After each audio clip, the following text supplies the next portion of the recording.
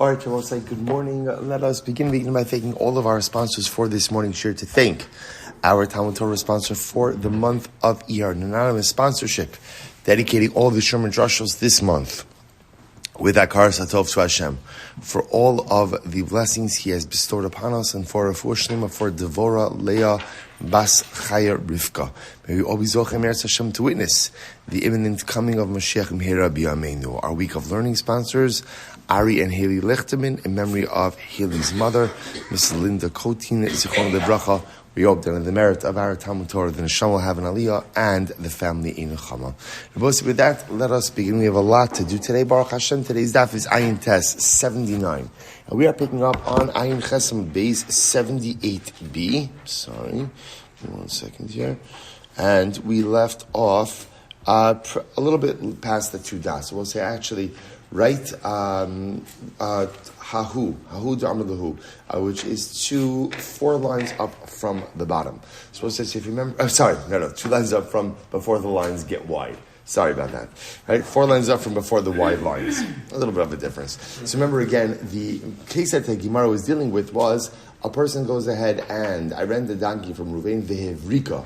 So then the Gemara had a machlokes. What is the definition of hivrika? So one opinion said that norisa means that the animal went blind, and Rava said avzakes. Avzakes means some type of, Rashi points out, like worms in the legs, some type of condition of the legs which would prevent the animal from walking. So the Gemara says hahu da'amar lahu. Avzekes b'milsa de malka. So there was a guy, Gemara tells the story. There was a guy who came and said, there are avzekes. Now, interestingly enough, in this case over here, he says there's avzekes in the king's clothing. Now Rashi says, what does that mean? Avzekes b'milsa de malka, ra'isi ash, sha'ochel shirayim shal otzra melech. I saw moths. Now, what does that have to do with the Gemara? Because we'll say, remember again, the Gemara defined hivrika as avzekes. Avzekes means, again, the Gemara, the second opinion was some type of condition that deteriorates the animal. So now the Gemara is just going along with that idea to show you that avzekes means some type of deterioration. So the Gemara says there was a guy who showed up, he said, I saw moths, which go ahead and eat away at the king's clothing. Amrulay, bimai, tell me, what did you see the moths by? Betali kesef or betali dov? Literally, again, did you see it by the silver garments or by the gold garments? Now, Rashi points out over here that it doesn't literally mean gold and silver. Rashi says clay kesef is clay pishtan, linen garments. Betali dov are woolen garments. Woolen garments. So did you see it by the linen garments or the woolen garments? So the Gemara says, Ikidamri. So some say the guy said, I saw it by the silver garments, I saw it by the linen ones. V'katlu, and they killed the guy. Now what's the pshat? So apparently moths don't eat linen. Don't eat linen garments. So he was lying. So a guy lies about the king's clothing. What did they do? They execute him. Others say, no. He said that he saw by the woolen garments and they let him go free. What does this have to do with anything? Nothing, except it's using the same words of avzekes. That's it, which means to deteriorate. Okay? The Gemara goes back to Osha Nasa Sangaria, Omer L'chari Shachal Lefanecha. So this is actually an interesting case over here. So I go ahead and rent a donkey from Ruvain. And what happens? The donkey is subject to Angaria. Now remember again, Angaria means that it is conscripted into the king's service. That the king, again, we have a similar concept, I guess, of eminent domain, right? That the government could seize certain things but there is for general use. There is for general use. So here, the king has the right to go ahead and seize whatever he wants.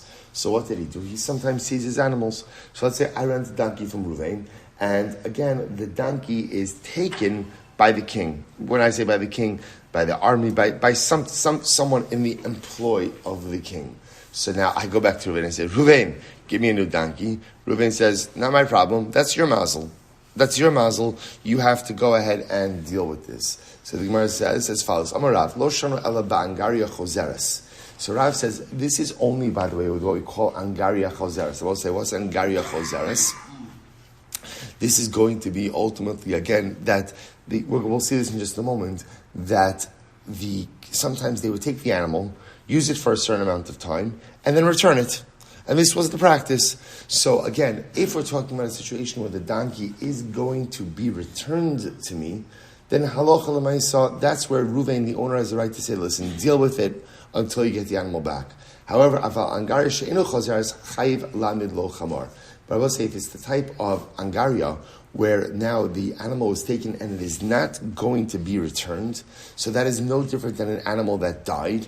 And what happens when the animal dies? What happens when the animal dies? Halacha l'maisa, the owner is obligated to furnish a new animal. So an interesting distinction. Shmuel says no. Bein angaria chozeres, bein angaria she'enu chozeres. So Shmuel says no. The truth is, whether it's the type of angaria that's returned or not returned, that's not the determinant.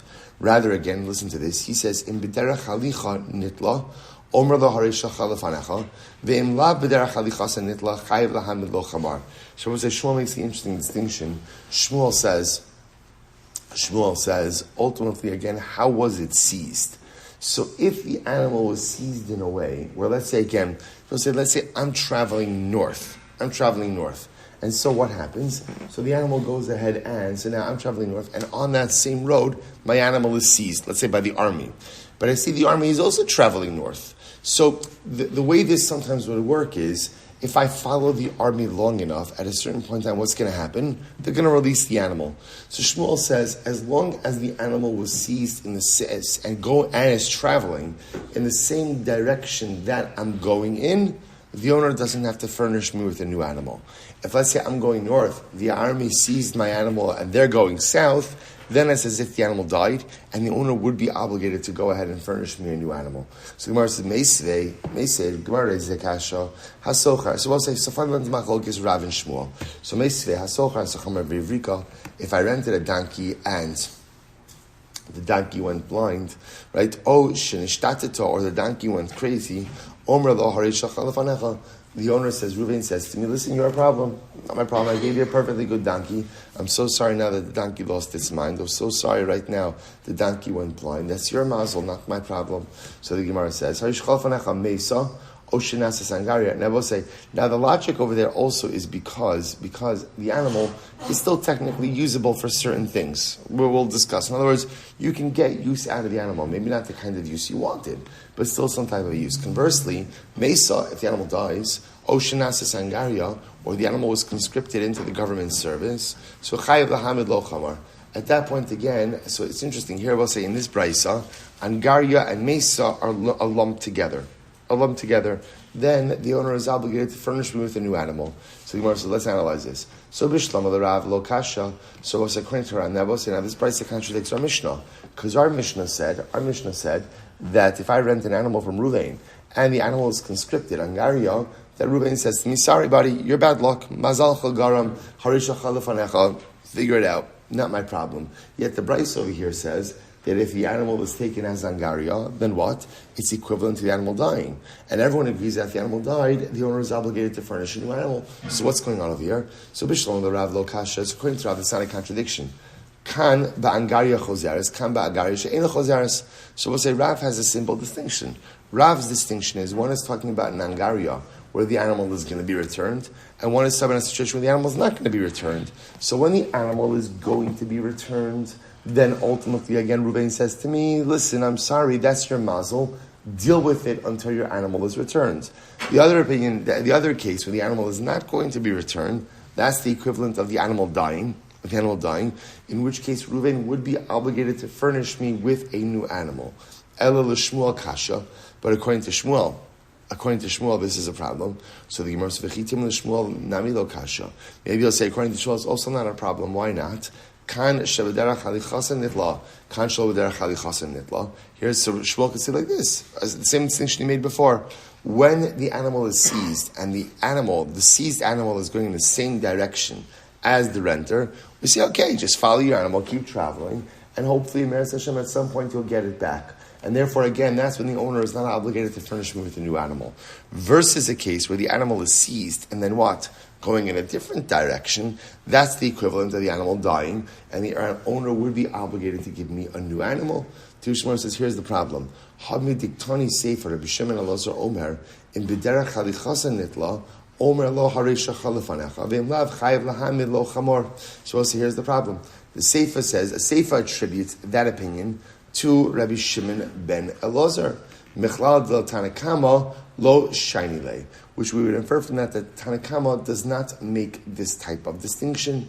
To which the Gemara says, Ariel Hayley Shmuel lav mi Rabbi Shimon Elazar. Okay, there's the opinion of Rabbi Shimon Elazar. The Kai Kavasi on the Amri ki Rabbi Shimon ben Elazar. I hold Rabbi Shimon Elazar, and therefore the distinction to be made is the distinction as to which direction the animal is being taken in. Okay, Ibai, the other possibility is Kula Rabbi Shimon Elazar. Maybe Rabbi will say this entire brayso reflects the view of Rabbi Shimon Elazar. V'chisrei mechsura. And there's something missing. There's a piece missing from the brayso. B'hachi katani. Here's how you have to read it. Here we go. Hasocher esachamer ve'vrika only shtatis. If I rent a donkey from Ruvain and the animal went blind or lost its mind, omer lo harisha chalafanecha. So ultimately, again, the owner says, "Good luck. Good luck with that." Right? I rented you the donkey. That's your donkey.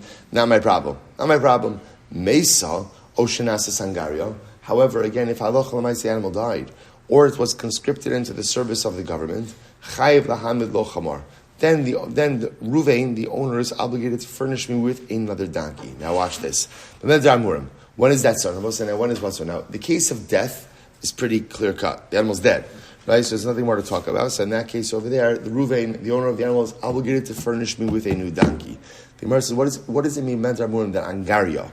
When is angaria treated like death, which would warrant furnishing a new animal from Ruvain to me? When is that so? That's when the animal ultimately again was seized and is being taken in a different direction. Right? That's when it's being right. But the animal was seized and is being taken in the same direction I'm going in. Omer lo harishalcha lefanecha. Ultimately, again, Ruvain could say to me, "What? Dear animal, you have it right. The rental is still there." And I will say, there's one important piece over here, which is that. Oh, it's perfect. Thank you so much.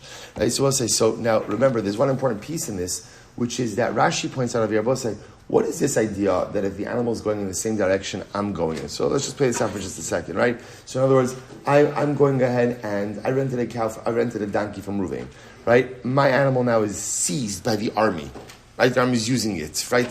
So now Rabbi Shimon Elazar makes this distinction that if halacha l'maisa, the seized animal is being taken in the same direction I was traveling in, then Ruvain says to me, Harei shalcha alfanecha. Steve, thank you so much. Rashi, thank you. Steve, thank you. Mamish, such shefa, coffee coming from everywhere. Incredible, thank you. So I'll say, so what's this pshat? What's this pshat that if the animal is being taken in the same direction? So Rashi points out something very important over here. The way it worked with Angaria was like this. I rented the donkey from Ruvain. Now it happens, the army seizes it. So the way it would work, I will say, is the army would seize my animal until it ran into the next donkey, right? Then it would seize that animal and release my animal. So there was a system to this. In other words, take the property of private people to be used, again, for the army, for the king, until you run into the next guy, right? Release the first one. So that's why I will say the halacha is like this. That's why in a case where the seized animal is being taken in the same direction that I'm traveling in, right? Ruvain says, Harei shachal fanecha. Calm down. You're going to go ahead and get your animal back, right? It's going to come back to you. And therefore, again, don't worry about it. So as long as I'm traveling in the same direction as the army, we're good to go. Now, obviously, if the army is going south and I'm going north, then it's as if the animal is dead to me. Right? Then it's of no use, no consequence. Rabbi Shimon Elazar. I'll say top of 79a. Rabbi Shimon Elazar, Rabbi Shimon Elazar said, "In b'derech hiluchan nitla, Omer lo harisha chalafanecha, ve'im lo chayiv lamid lo chamor." Because the Shimon Elazar says, we just mentioned, if the seized animal is being transported and it's going in the same direction that I'm traveling in, so Reuven says, look, harisha chalafanecha, go figure it out. Ve'im lo, but if not, chayiv lamid lo chamor. Then ultimately, again, if not, then Reuven is obligated to go ahead and bring me another donkey. Okay, so the Gemara says as follows. We'll say 79a 4 lines down from the top. Umi matzis mukmus like Rabbi Shimon Elazar. Rabbi say, does it make sense to set this up like Rabbi Shimon Elazar? Vaha katani reisha, but yet look at the reisha. Hasocher esachamer ve'evrika. Oh, shenishtatisa. So I'll say, if I rented a donkey and ultimately I went blind, we'll just go with the first opinion of Hevrika. It went blind. Oh, nishtatita. Or it went crazy. Omer lo, haresha chalafanecha. Ultimately, again, the owner could say, listen, here's your donkey. I rented you a donkey. The donkey's right there. It's the same exact donkey. Deal with it. The Gemara says, "Ve'ilu Rabbi Shimon Elazar Omer hasocher sacham." So, but yet Rabbi Shimon Elazar himself said the following: "Hasocher es hachamar lir kov alel." Let's say if I went ahead and rented a donkey to go ahead and ride on it, lir kov alel ve'evrika, and now the donkey went ahead and became blind. Ocean ishtatata, or the donkey lost its mind. Chayiv lahamid lo chamar. Then Reuven is obligated to furnish me another donkey. So I will say, how can you set up the Braisa according to the opinion of Shimon Elazar?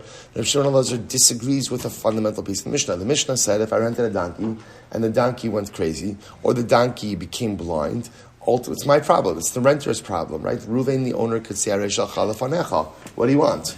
Here's the donkey. Yet Shimon Elazar himself says that if you rent a donkey to ride on it, and it goes blind, or it loses its mind, the owner is obligated to furnish me another donkey. So it contradicts the Mishnah. The Raisa, Amra Barafuna, Lirkov ala Shaidi. No. I would say there's a big difference. It's actually fascinating. In Rabbi Shimon Elazar's case that we just mentioned, I rented the donkey for what purpose? To ride on it. See, they both say there's a difference when you're renting a donkey for transport, transport of goods, versus renting a donkey for the purpose of riding on it yourself. What's that distinction? So the Gemara, look at Rashi, top Rashi on Ayin Testament Dal 79. They're called shiny. Shema tipol tachtav begesher osha tashlichenu ba'achas hapesasim. Sorry. So now watch this. Very big difference. When I make it clear that I'm renting a donkey to ride on it, so in that case, I don't really need a lot from my donkey. But what I do need from my donkey is I need it to have vision, right? And I need it to be of sound mind. Otherwise, again, if either of those two things are missing, that is obviously going to be a danger for me to go ahead and ride on that donkey. So Shmuel says like this: if I said to Reuven, I'm renting a donkey from you to ride on it, right? To ride on it, then halacha l'maisa, again, it's clear that what? It's clear that halacha l'maisa, I need it to have sight, I need it to be a sound mind. Therefore, if it's missing either of those two things, it is clear that halacha l'maisa, Reuven is obligated to give me a new donkey. Now, we'll say, on the other hand, halacha l'maisa, if I'm renting a donkey to transport goods, even if that donkey loses its vision, it's still technically usable. Even if it loses its mind. Why? Because it won't get. We say when you go ahead and you rent a donkey to transport items, so remember again, halacha l'maisa, you're leading that donkey. So because you are leading it, therefore halacha l'maisa, even if it's not 100%, halacha l'maisa, it'll still work. Amra barafuna lirkov lashani. Amra papa ukleis chuchis kilirkov ale adami. Now let's say it's interesting when you are transporting glass utensils. So transport of glass utensils are the equivalent of renting it to ride on it. In other words, we'll say that the transport, because glass is fragile, so glass requires we'll call it a fully intact or fully healthy donkey. So renting a donkey to transport glass is the same as renting a donkey ultimately again to ride on it. So we'll say, so a very interesting distinction as comes out, that as much as in general the Mishnah says that if I rent a donkey from Reuven and the donkey goes blind or the donkey loses its mind, so I have no recourse. Reuven says, Harei shachal lefanecha. If I rented a donkey and I explicitly articulated that I'm renting it for riding purposes or I'm renting it to transport glass, in those circumstances, halacha l'maisa, if the donkey does go blind, or if the donkey goes there and loses its mind, I would be entitled to a new donkey from Reuven. Fascinating. All right, well, let's go weiter.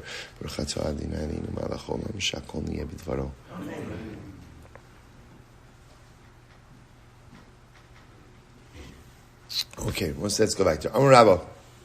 Amarav Arafuna, Amarav. Here we go. Hasocher Sachamar there Kavala Umesa Mesla Bechatzi Adarach. This is a very interesting case.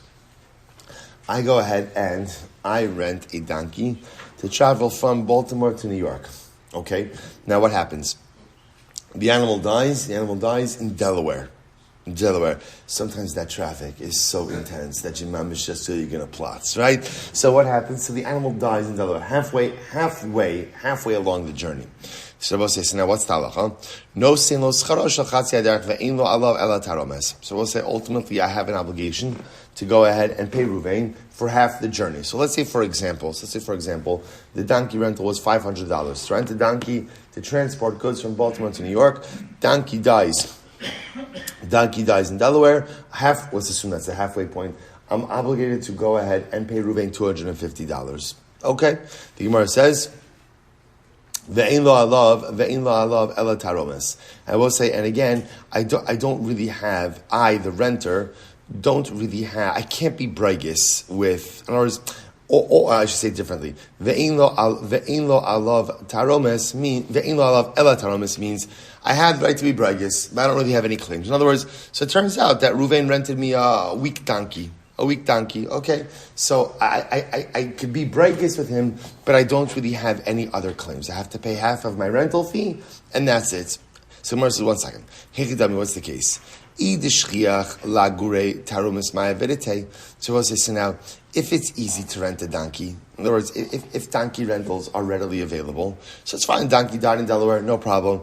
I'll just go to the Delaware donkey rental depot and, go ahead and, rent a new donkey, right? There's a little bit of a TORAH, I have to reload my stuff, but it's fine, it's not a big deal. So we'll say, so then, again, pay the $250, which represents half of the rental fee, right? Load up your stuff on the new donkey and Shalom Yisrael. There's nothing more to talk about. So the Gemara says, Taromes ma'avedete, idelo shchiach lagure. If on the other hand, it is not easy to find a new donkey rental, then the Gemara says, Baile meisavle. Then the truth is, Reuven should be obligated to furnish me a new donkey. In other words, if it's not easy to find a new donkey, then halacha lamaisa, I could be more than just brigis. I have a claim. I now have this merchandise in Delaware. I need to get it from Delaware to New York. What's going on? What am I going to do? To which the Gemara said, Li'olam delo shchiach lagure. In reality, we're talking about a place where when the rented donkey dies in Delaware, it is not easy to find another rental. So we'll say, so now here's the shaila. If it's not easy to find another rental, then really we should say that Reuven is obligated to furnish me a new donkey, and I shouldn't owe him anything.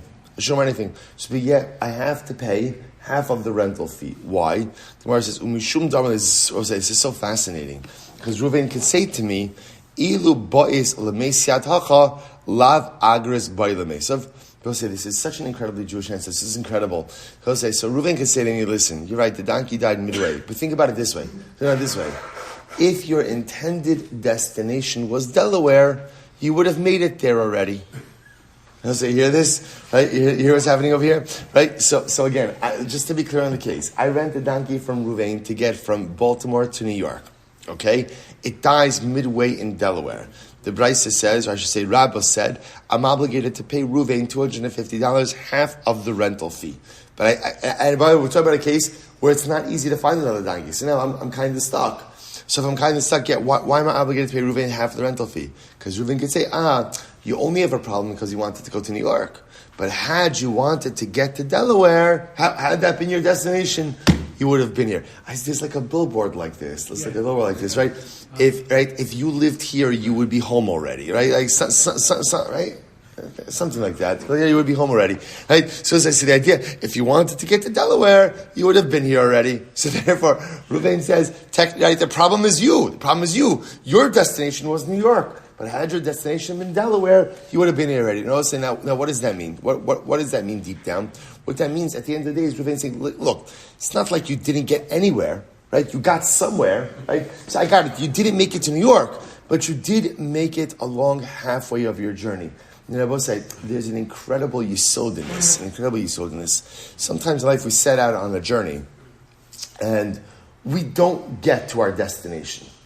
So a lot of times in life we think that if you don't arrive at your intended destination, then the journey is a failure. But the Gemara says it's not true. Sometimes we will say, we set destinations, and you never know if the destination you set yourself is the right destination or not. And sometimes, interestingly enough, the place where you wind up is often the place where HaKadosh Baruch Hu wanted you to get to on the journey, right? I put in for myself New York. It ended up I got to Delaware. Sometimes that's because that's where HaKadosh Baruch Hu actually wants me to be.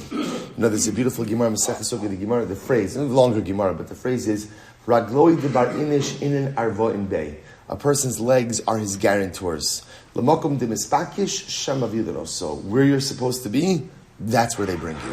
In other words, we set destinations for ourselves in life, and sometimes HaKadosh Baruch Hu says, okay, that's nice, I need you to be somewhere else. And He puts us where He needs us to be. So sometimes I will say in life, when you don't reach your intended destination, you have to be careful with this, because sometimes I don't reach my intended destination because I didn't try hard enough. But I will say we've all had circumstances in life where I tried hard enough. I really did. But for whatever the reason, I'm not getting to my destination. Just in Abba say that's not a fail. That's not a fail. Sometimes that's just because HaKadosh Baruch Hu needs you to be in the place where you are and not in the place where you want to be. Sometimes HaKadosh Baruch Hu wants you to be in Delaware and He doesn't want you to be in New York. So just know that in life, when you don't reach that final destination, lav dafka that it's a fail. Just sometimes HaKadosh Baruch Hu needs me to be elsewhere. All right, let's go back there. So the Gemara says, "Hechi dami." Well, what's the case? We're not finished. Hechi dami. So let's go back for a second. We'll say, so now I rented this donkey from Ruvain. Right? He said, if I just rented from him chamer stam, just a stam donkey, and then my donkey died in Delaware, so Ruvain should be obligated to give me a new donkey, just in general, we'll say, right? Because again, I rented from Ruvain. We'll say it's interesting. I rented from Ruvain donkey services to get from Baltimore to New York. Now, when this donkey died in Delaware, Ruvain should be obligated to give me a new donkey. If on the other hand, I will say, I rented this specific donkey, then what should be the halacha? Then I will say, what should happen? Okay, so now, when that donkey dies, what I should be able to do is as follows. I should be able to assess the value of the carcass, sell it off, and use those proceeds to buy a new donkey. Now again, to be clear, the donkey is still going to belong to Ruvain. But Lamaisa, because I rented this donkey, that means to a certain degree, as the renter, I have control over this donkey. So okay, take the carcass, sell it off, use the proceeds to buy a new donkey. We're talking about a case where I'll say where there's not enough value in the carcass to purchase a new donkey. I say, okay, so fine. So let me sell off the carcass. I'm the renter. Let me sell off the carcass and use the proceeds to rent a new donkey. No. Rav l'tamei da'amarav lo mechalinan karna. So Rabbi said, this is very interesting. Rav is of the opinion, Rabbi said, that halacha l'maisa, as the renter, so as if I rented this donkey, as much as I have the rights to now when the donkey dies, take the proceeds of the carcass and use it to buy a new animal, I can't use the proceeds to rent a new animal. Why not? What's the logic? Because Rabbi said, remember, if I take the proceeds to rent a new animal, when the rental is over, what is Ruvain, the owner of the animal, left with? Nothing. So Rabbi says, so as a renter, I can't do anything that totally, not devours, but that totally uses up, right? Totally uses up the Karen, the principal. And therefore taking the proceeds of the carcass and using it for a rental fee, that totally uses up the Karen, the principal, and that as a renter, I'm not allowed to do it. So take a look at Rashi for just a moment. Lo mechalinan karna. It's right across from Tosfos Ve'im. So Tosfos says as follows. Rashi says as follows.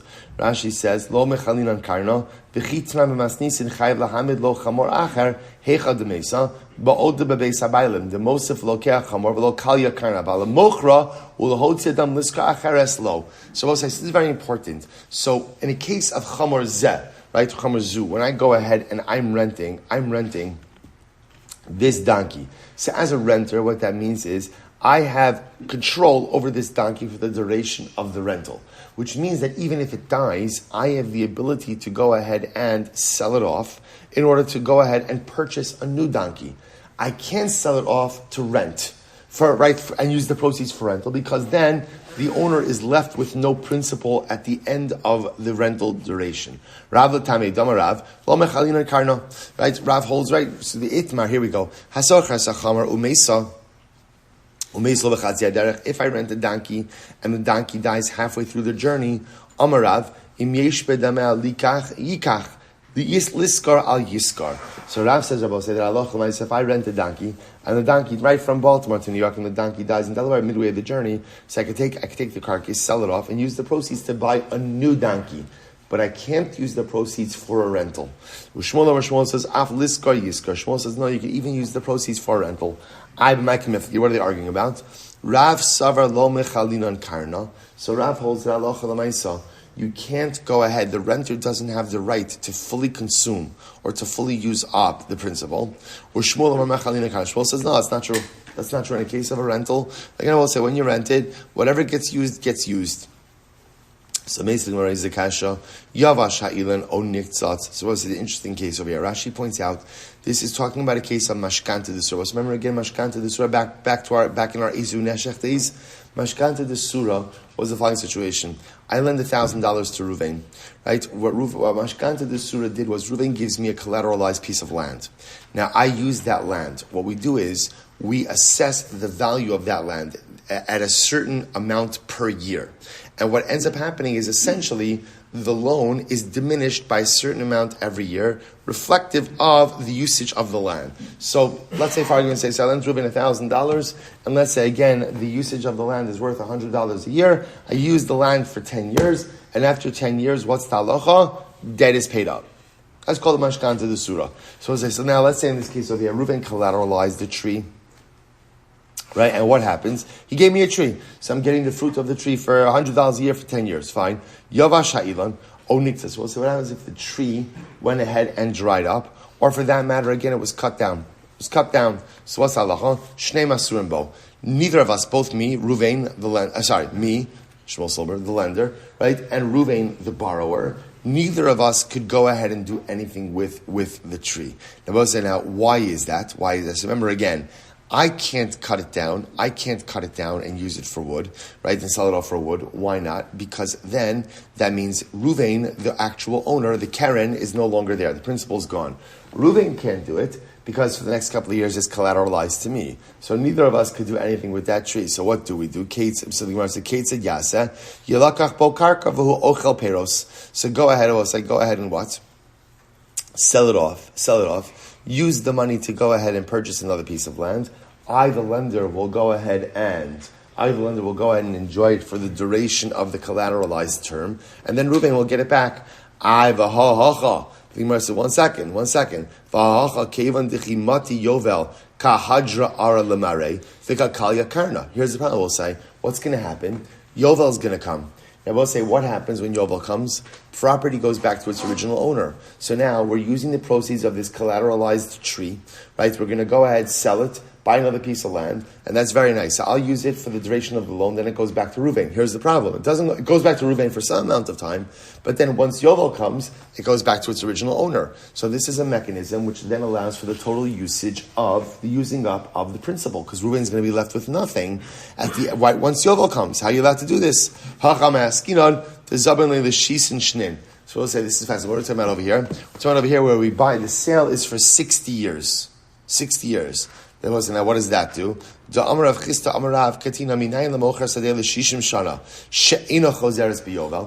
say this is fascinating. How do you know that if you sell something for a duration of 60 years, that Yovel does not impact it? So the Gemara says, "Shene'emar va'aretz lo simacher lismisus." The land shall not be sold in perpetuity. Mi she'ein sham yovel nitzmeses, yesh sham yovel eino nitzmeses. So also, what does that mean? This comes to include that a sale, that if it weren't for Yovel, it would be eternal. But now that there's Yovel, it's not eternal. Yotzva Sazuz comes to exclude a case, sha'af api she'ein sham yovel eino nitzmeses. So we'll say, if you have a case of a sale which is not eternal even without Yovel. What's an example of a case that's not eternal without Yovel? A sale for 60 years. So a sale for 60 years says the shelf life of the sale is 60 years, which means even if there is no Yovel, ultimately, again, the sale is not eternal. Sof. Okay, so I'll say that's fine.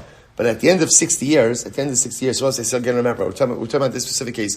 I lent Reuven $1,000. He gave me a tree. The tree produces $100 worth of fruit a year. I'm going to have it for 10 years. In year number 5, what happens? The tree dries up. So I can't chop it down for wood. Reuven can't chop it down for wood. So what do? What is it going to suggest? Sell it. Use the proceeds to buy another piece of land, and then again, I could use it for the duration of the collateralized term, and then it goes back to Reuven.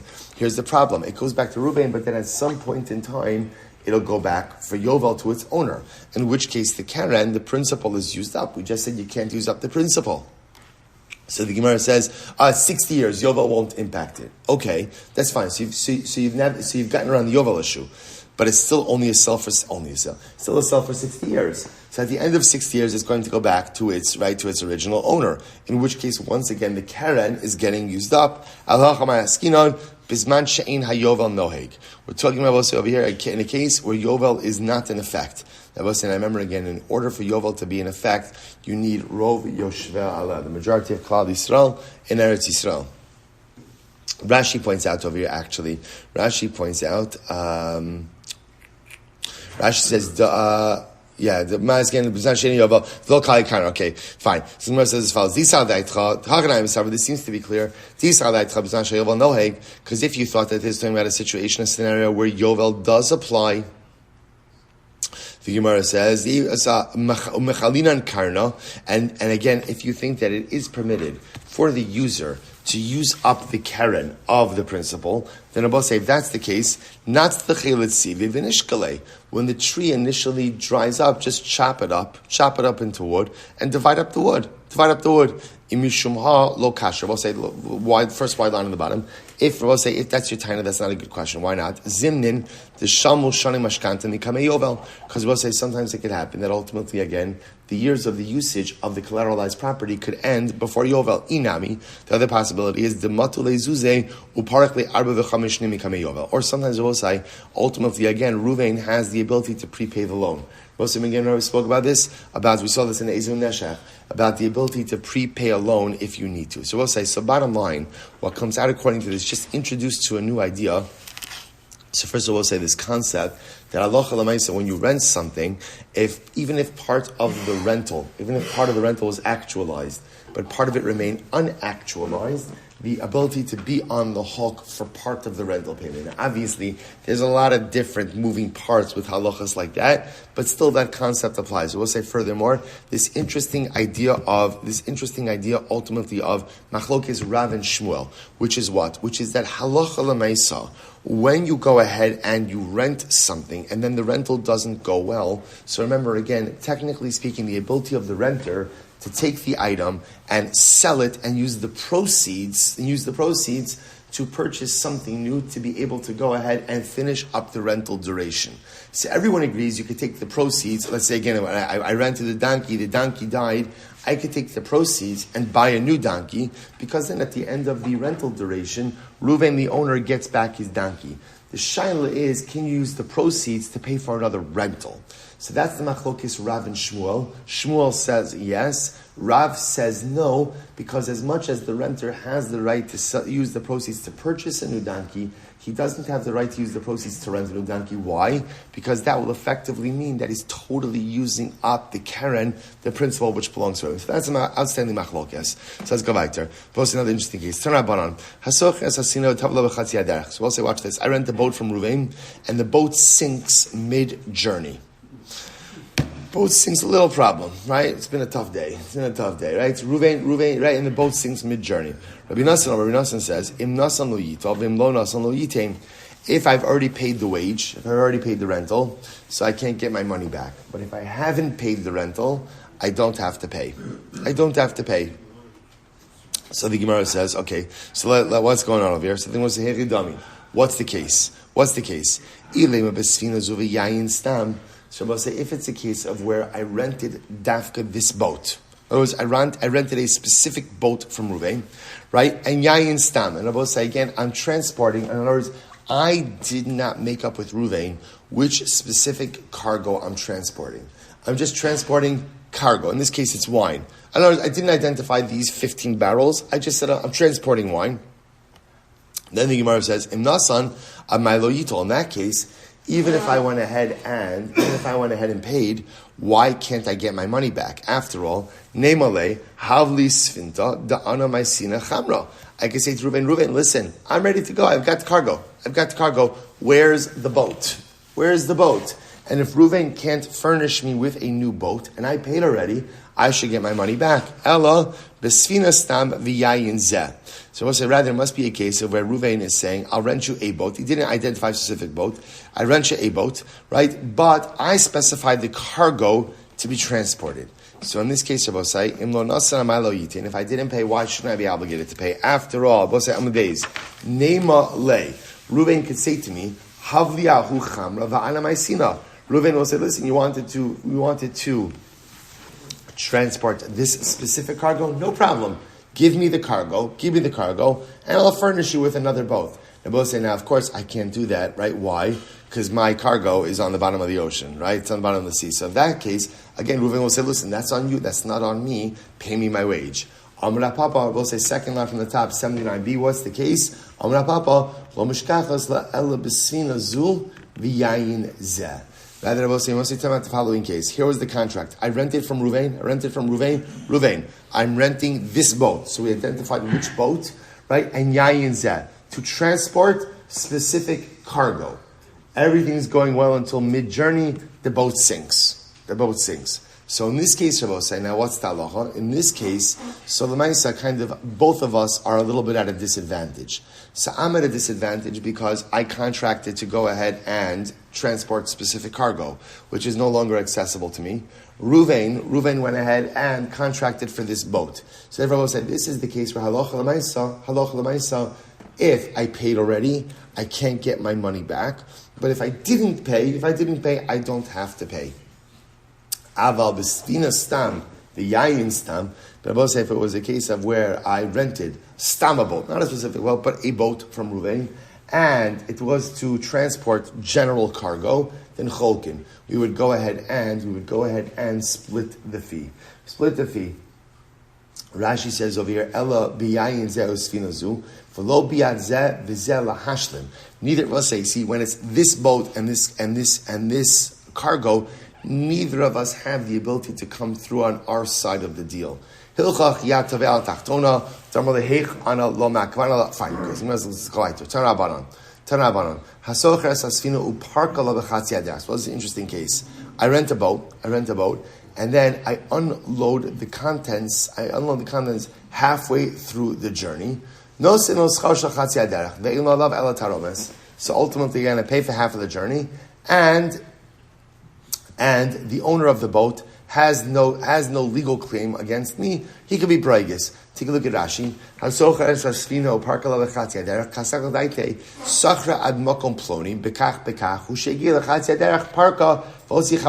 we'll say what this sounds like is like this.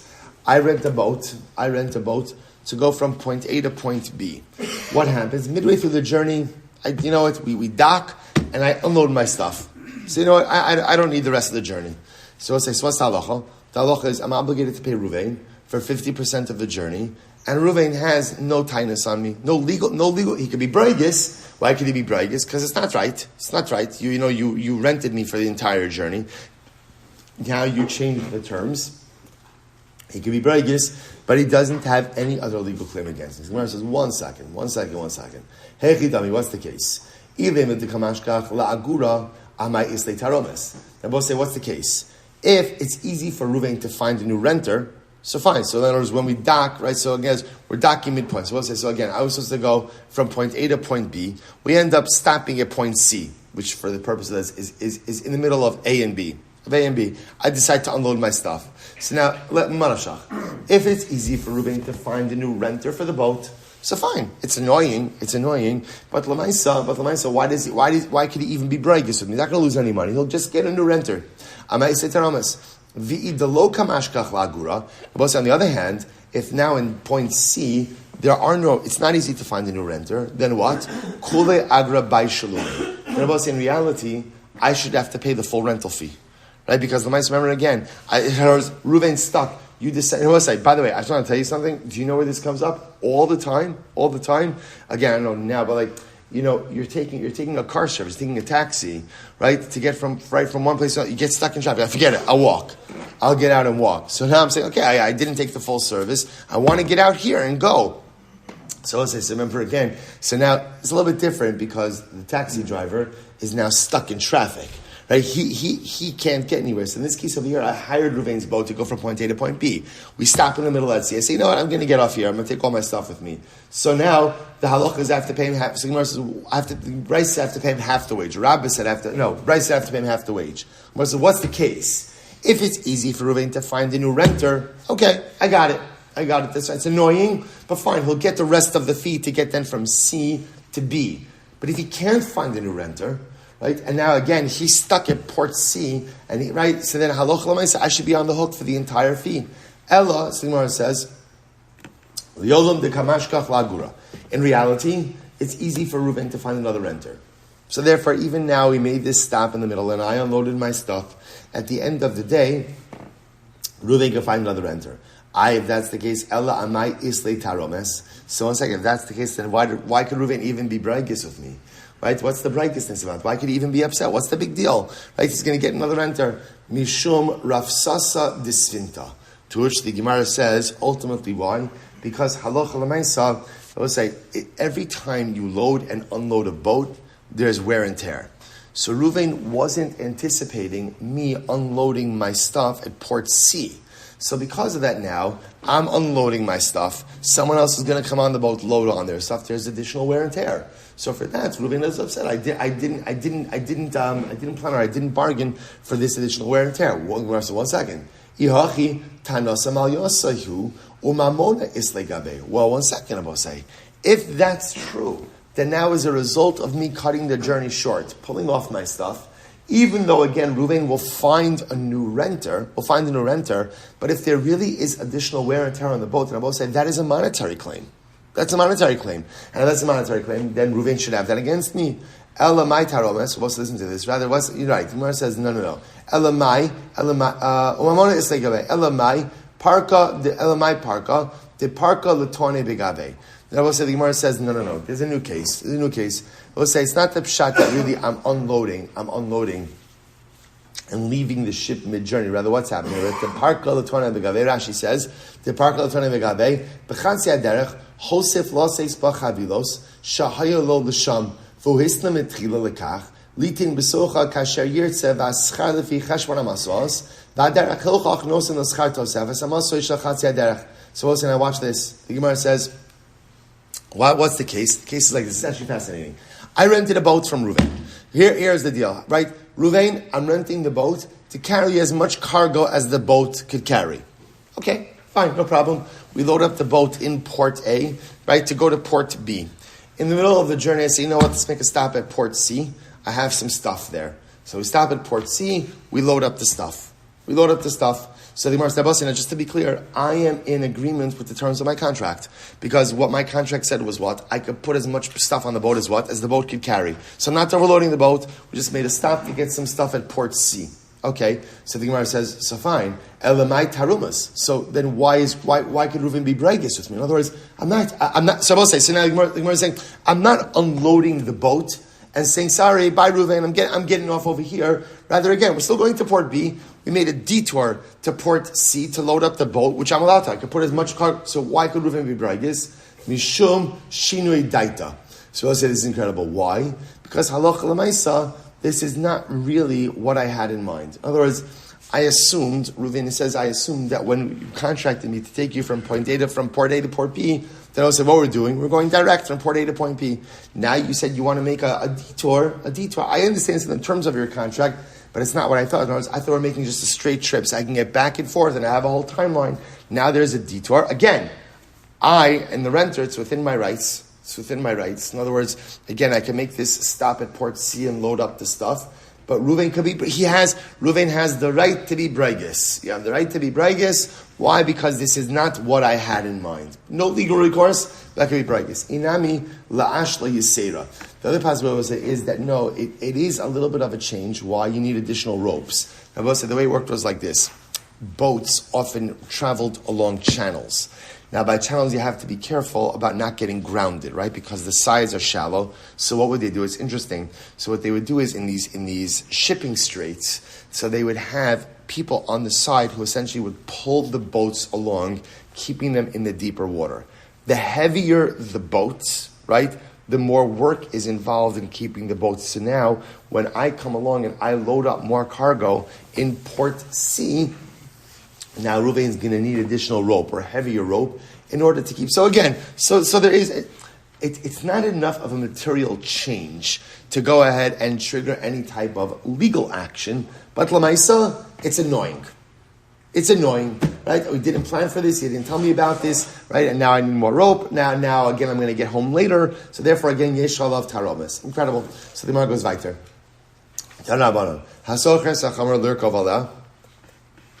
So we'll say it's actually an interesting case over here. I rent a donkey to ride on it.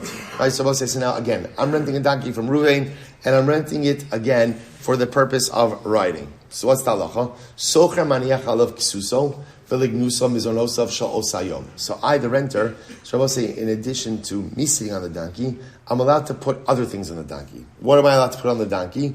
I'm allowed to put on there my clothing, right? Lignosa, my flask. Can't go anywhere without your flask, right? So I can put on there my flask, and my food for the journey, right? So this is the stuff I'm allowed to put on my donkey. I will say now, again, we're talking about a case over here where I rented the donkey, but the donkey also comes with a driver, or a leader, right? So I'm riding on it, but someone's pulling the donkey.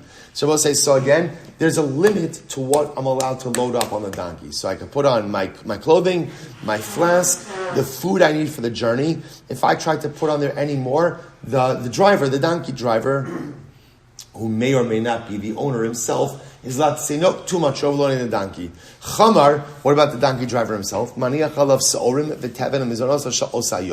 the donkey driver himself, he could put on the donkey, sorim v'teven, that's the animal feed, mizonosav sha'osayom, and the donkey driver's food for that day. Mikan ve'elach socher ma'akev alav. But I will say, but that's all the donkey driver is allowed to put on it. After that, the renter is allowed to say, enough. So what's the case over here? Now